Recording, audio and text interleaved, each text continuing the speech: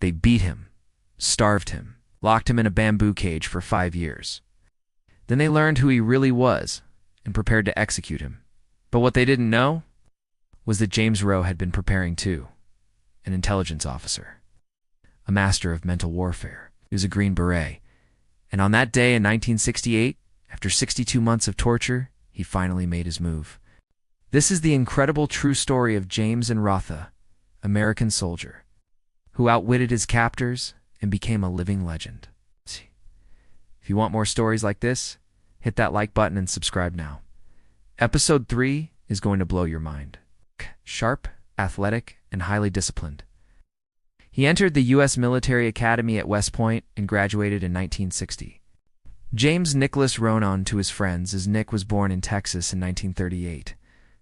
After training with the U.S. Army Special Forces, he volunteered for Vietnam.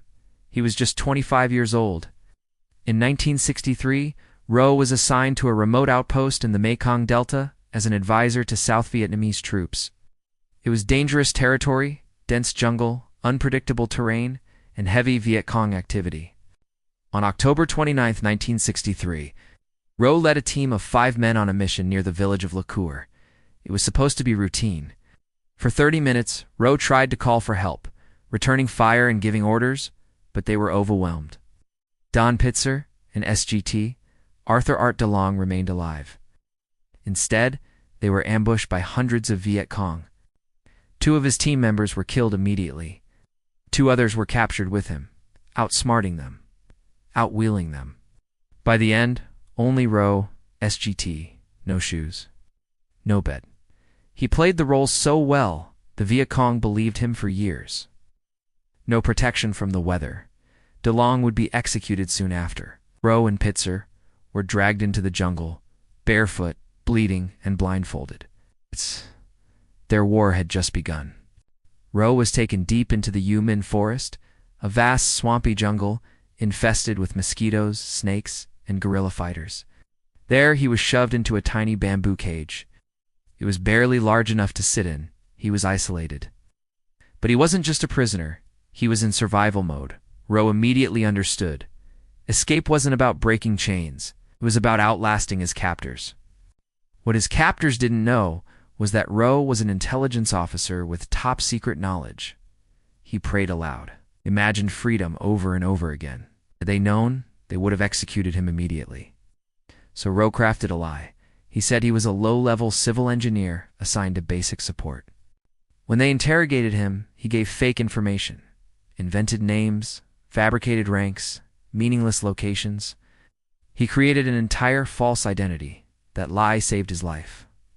For a while, Rowe fought with his mind. To stay sane, he created routines. He walked imaginary laps inside his cage. He taught himself lectures from memory. He recreated engineering formulas and recited poetry. Even when they tortured him, starved him, and exposed him to the elements, he focused on mental resistance. In 5 years of captivity, Rowe learned that discipline wasn't about the body, it was about the will. He never gave them real intel, and he never gave them what they wanted: surrender. But in 1968, everything changed. Viet Cong intercepted a captured American document. Nitro's real identity was revealed. The lie was exposed. His captors went berserk. They beat him, dragged him from his cage, and prepared for execution. For 62 months, he had outwitted them. Now they would make an example of him. They began moving him to a clearing for his execution. But the jungle had other plans.